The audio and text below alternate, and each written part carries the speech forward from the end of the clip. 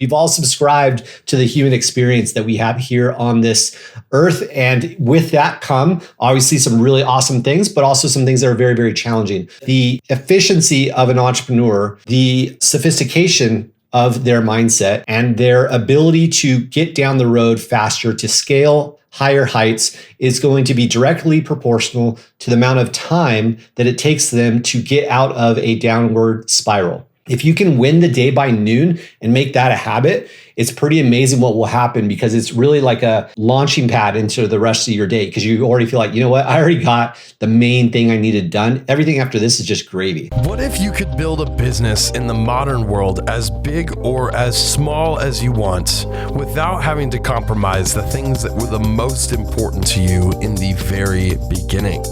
This is the Wealthy Consultant Talks podcast with Taylor Welch and Mike Walker, as they share with you today their learning lessons from stories in their experiences over the past 10 to 15 years, and share with you right here, right now. Let's get into it. What is going on, my friends? Mike Walker here. Welcome to another episode of the Wealthy Consultant Podcast. Thanks for joining me today. I want to share with you a concept that has served me well personally over the last 20 plus years of my entrepreneurial journey. And I believe that it will serve you well and get you farther down the road, navigating the inevitable ups and downs that come in the field of leadership, entrepreneurship, building businesses, leading teams, all the things. I know that this paradigm and this kind of concept is going to help you navigate those peaks and valleys that we all experience here in this subscription plan that we call life, right? We've all subscribed to the human experience that we have here on this earth. And with that come obviously some really awesome things, but also some things that are very, very challenging. But those things that are very, very challenging, as I know you know, but I'm going to say it anyway, are the things that make us stronger. And what doesn't kill you makes you stronger. And therefore, we need to figure out, how do we lift this weight? How do we move these challenges along? And how do we navigate these problems more effectively, with better grace, and hopefully with a mindset that helps us get through them a little bit faster, a little bit easier? I want to share with you a couple takeaways. Number one is the concept that the efficiency of an entrepreneur, the sophistication of their mindset, and their ability to get down the road faster, to scale higher heights, is going to be directly proportional to the amount of time that it takes them to get out of a downward spiral. It's a lot of words. Let me just recap this in a different way. The efficiency of your ability to go from this isn't a good day to I'm recorrecting and I'm going to make this a good day, or week, or month, or a year, the speed at which it takes you to cycle out of a negative experience is going to directly correlate to your ability to go down that road of your self-defined version of success. Better, faster, easier, and greater results. And what I mean by this is that we all, again, experience ups and downs, obviously, right? But so what makes it different? What makes it different for one person than it does another? Well, one of the biggest variables is what's going on between our ears, right? How do we process this information? How do we frame this unlikely or this negative experience that we are being confronted with? How do we process it and then move through it? Because the reality is that we all experience the negatives, but how do we leverage that and how do we get by it? And it's ultimately what I have found, both in my own life and also in serving, however many hundreds of entrepreneurs over the years, is that it is the ability to navigate and cycle out of those as quickly as possible. It's really, really critical piece. And it's not just self-talk like, oh, it's going to be okay. And, all these platitudes that just kind of keep you going. It's the ability to simply understand, okay, this isn't what I wanted, or this isn't what I expected. Now, what am I going to do about it? What can I actually control? And that statement right there is one thing that I want to make sure is anchored into your mind. What can I focus on next that is directly under my control? Because here's what I find happening. People get bombarded with all kinds of negative experiences, and there's all these things being thrown at them. And so what happens? They start just processing all of it. Well, 2/3 or more of all of these variables are things that are literally outside of your control anyway. So what we need to do is move those to the side and go, okay, yeah, this isn't great. I don't like this, but I also can't really do too much about those things. So I need to segment those out and focus on what can I control? What can I directly do today, right in this moment, that I actually have control over? And then call it out for what it is. Just name it. I could do this one thing. I could call this one person, or I could make this one email go out, or I could lift this thing and move it over here, whatever it is, right? There is something that you can control and a whole lot more things that you can't. So just simply make that segmentation, step number one. Step number two is understand that there are seasons and cycles. Seasons and cycles. What's the difference? Cycles, by my personal definition, are longer. They are more cyclical, longer arcing curves. So this would be like the 10-year macro cycle that we typically see in the financial markets. Now, does it always work to be 10 years from top to bottom? No.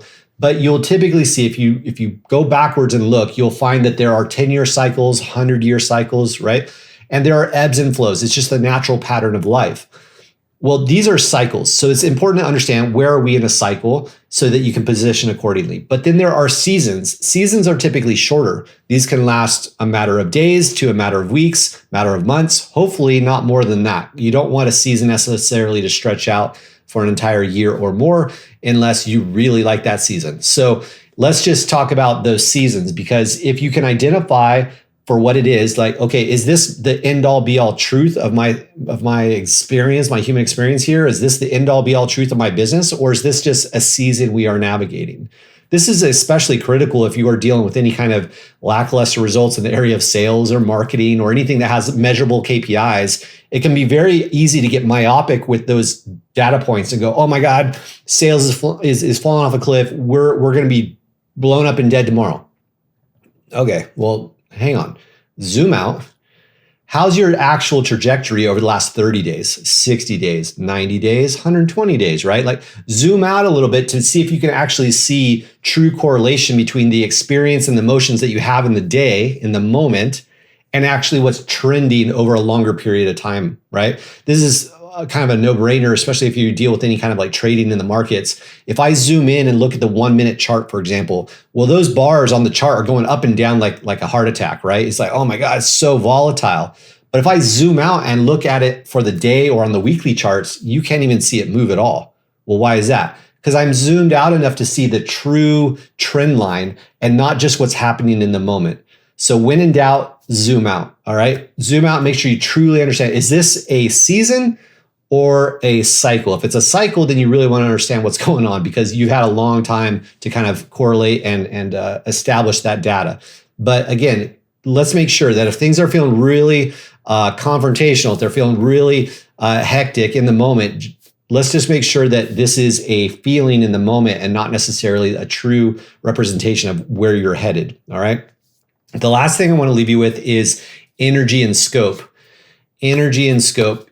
What I typically find when things get really hectic is people tend to get pretty stressed out and try to, again, process too much information in too short a period of time. It's kind of like when you have a battery on your phone or on your laptop and you're at that last 10%, the processing power is decreasing exceptionally, right? It's really starting to boil down. And so my recommendation for you is, if you feel like today, oh, Mike, I've hit the wall. I am stressed out. I feel overwhelmed. I haven't been sleeping well.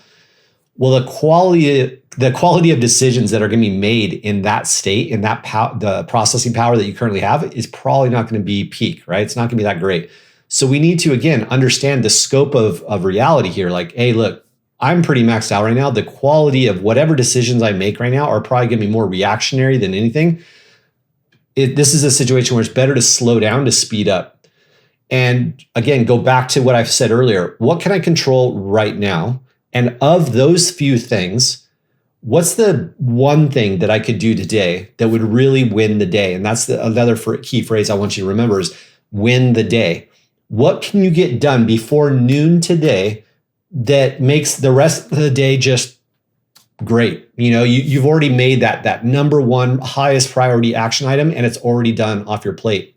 If you can win the day by noon and make that a habit, it's pretty amazing what will happen, because it's really like a launching pad into the rest of your day, because you already feel like, you know what, I already got the main thing I needed done. Everything after this is just gravy, right? There's a lot of psychological benefit in getting that thing done earlier. You could, if you want to take it one step further, what can you get done before the sun comes up? Now, if you don't do that, if you don't get up before the sun, then that doesn't count. Sleep some more. It's okay. It doesn't matter.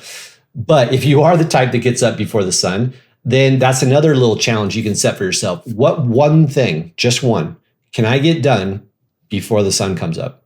What one thing can I get done by noon that's going to win the day? It means that when I go to bed at night, I can feel good that, yeah, I didn't get everything I wanted done, but I did get that one thing. And that's really kind of the last piece I'll leave you with is, especially when your processing power, your battery, your mental battery is at the low point, revert back to the one thing. Hey, look, I'm maxed out right now.